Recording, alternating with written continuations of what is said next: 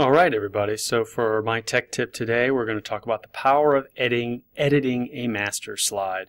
So just some quick tips that'll make your life easier as you're building a slide deck or you're creating some collaborative assignment with Google Slides for your students. So kind of how this is going to go is how much spice or speed do you need?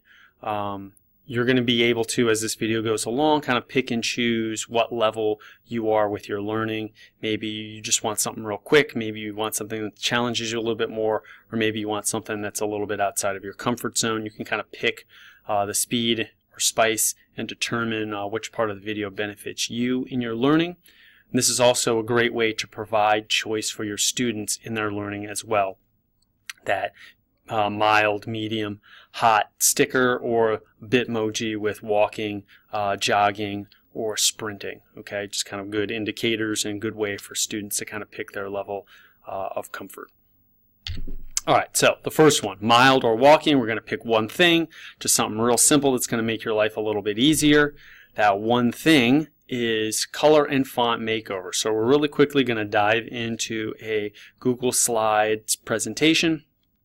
And we're going to go into the Edit Master portion of that, and then we're going to change the font and the colors for the whole presentation. And that just makes your life easier as you're building something, that you don't have to go in and change the font each and every slide that you have. It's just done for you. You have the way that you want it, and you can just move on to building. All right?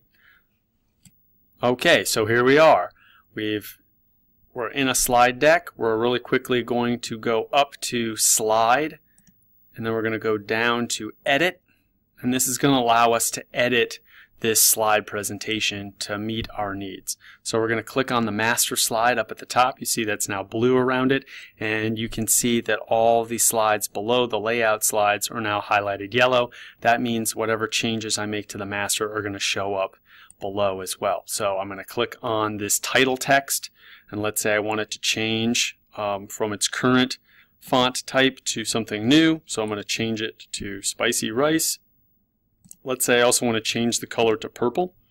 All right, and then let's say I want to change the first bullet from source code to quicksand, and I want it to be bold, and I want that color to be red. And then let's say I want all the other bullets below. If I could get it, there we go. If I could get those, okay, I'm going to change those to, what should it be?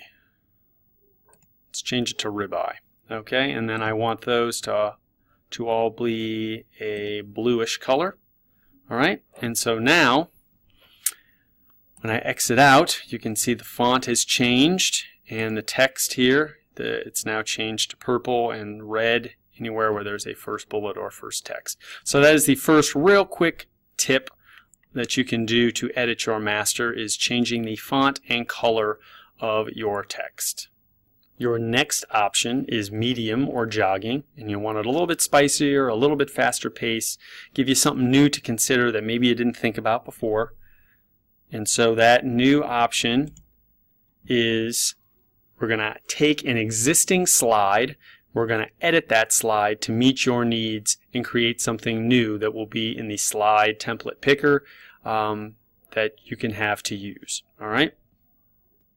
So, as you see in any slide deck, you have your little picker. You can pick from any of the templates of different slides that are available.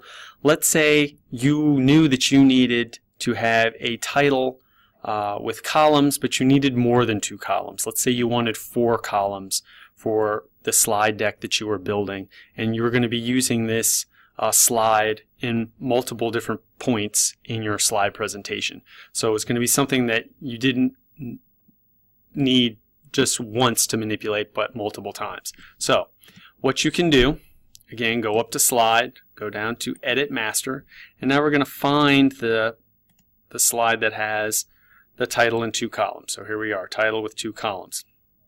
What I'm going to do now is I'm going to duplicate this slide presentation. So I want to keep the slide that has the 2 columns because I may come in handy at some point, but I want to duplicate it so that I can have the ability to edit it. So I'm going to right click and then I'm going to click Duplicate Layout.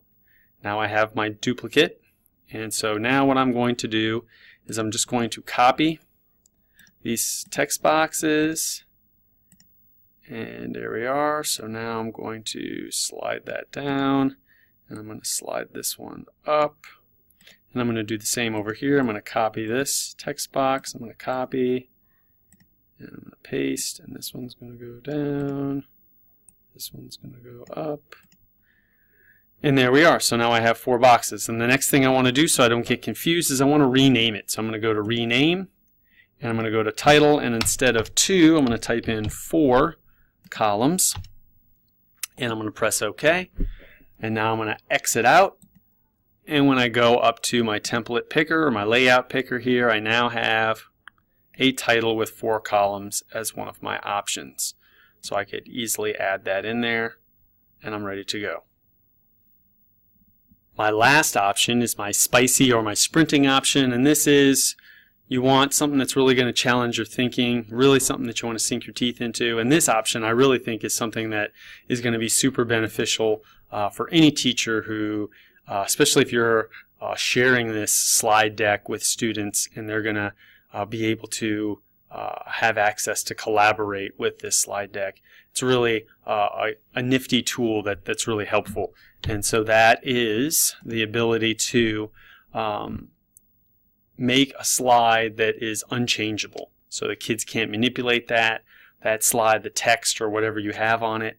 It's great for directions or resources or again just anything that you're doing on that slide that you want to always be there within your slide deck.